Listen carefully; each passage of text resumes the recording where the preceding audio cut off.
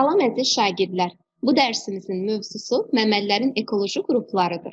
Bu mövzumuzda quruda yaşayan məməllər, suda yaşayan və yarım su həyat tərzi keçirən məməllər və uçan məməllərdən danışacağıq. Həyat tərzinə görə məməllər bir neçə ekoloji qruplara bölünürlər.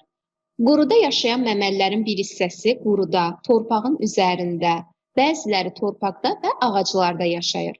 Torpaq üzərində yaşayan məməllər əsasən meşələrdə və açıq sahələrdə yaşayırlar.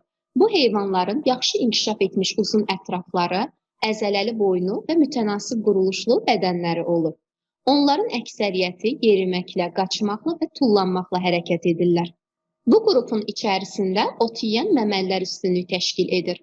Bunlara misal olaraq cütdırnaqlılar dəstəsinin nümayəndələrindən maral, antilop, zürafə, keçi, qoyun, inək, təkdırnaqlılar dəstəsinin nümayəndələrindən at, zebra və eşəyi misal göstərmək olar.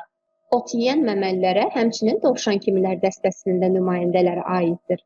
Bəzi gəmiricilərdə və dovşankimilərdə arxa ətraflar uzun, ön ətraflar isə qısa olur. Öz şikarlarını təqib edən və sürətlə qaçan canavar və hepard kimi heyvanlarda uzun ətraflar olur. Bundan fərqli olaraq, öz şikarlarını pusan və təqib etməyən pələng və başaqda nisbətən qısa ətraflar olur. Ağacda yaşayan məməllər. Bu məməllərdə tutucu pəncələr və ilişkən quyruq olur. Ağacda yaşayan məməllərə misal olaraq primatlar dəstəsinin əksər nümayəndələrini, bəzi gəmirici və kisəli məməlləri misal göstərmək olar. Torpaqda yaşayan məməllər. Bu məməllərə misal olaraq köstəbəklər, yerişənlər və gəmiricilərdən sümbülqıranı, çöl sıçanını misal göstərmək olar. Bu heyvanlar həyatlarının əksər hissəsini torpaq altında keçirirlər. Torpağı qazıcı ön ətrafları ilə, bəzən isə dişləri ilə qazırlar və burada müxtəlif həşəratların və onların sürfələri ilə qidalanırlar. Həyat tərzi ilə əlaqədar bu heyvanların bədənləri qısa olub, boyunları seçilmir. Qulaqları, gözləri və quyruqları qalıq halındadır. Qısa və sıx xəzlərə malikdirlər. Suda yaşayan məməllər. Bu məməllərə su itilər, delfinlər, balinalar və kaşalotlar aiddir. Ətrafları suda hərəkətə xidmət edən üzgəclərə və ya pərlərə çevrilmişdir.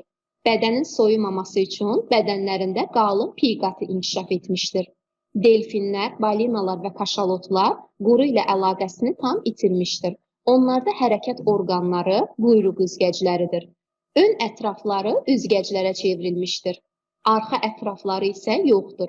Suitilər isə həyatlarının əksər hissəsini suda keçirsələr də quru ilə əlaqəsini tam itirməmişdir. Onlar dincəlmək, balalamaq və tük tüləmək üçün quruya çıxırlar. Yarımsu həyat tərzi keçirən məməllər. Bu məməllərə ördək burun, gəmiricilərdən ondatra, qunduz və digərləri aiddir. Onlar suda yaxşı üzürlər və quruda sərbəst gəzirlər. Ördək burunun barmaqları arasında üzmə pərdəsi inkişaf etmişdir. Quyruqları suda sükan funksiyasını yerinə yetirir və tük örtükləri yaxşı inkişaf etmişdir. Uçan məməllər. Bu qrupa yarasalar dəstəsinin nümayəndələri aiddir. Bədənin yan hissəsindən başlayan uçma pərdəsi, ön ətrafın uzanmış barmaq falanqalarını, arxa ətrafı və quyruğu əhatə edir. Uçmaqla əlaqədar onlarda döş dili var və döş əzələləri yaxşı inkişaf etmişdir. Əsasən həşəratla qidalanırlar. Bütün yarasalar ultrasəslər buraxırlar və onları eşitmək üçün iri qulaq heyvanına malikdirlər. Əziz şagirdlər, diqqətiniz üçün təşəkkür edirəm.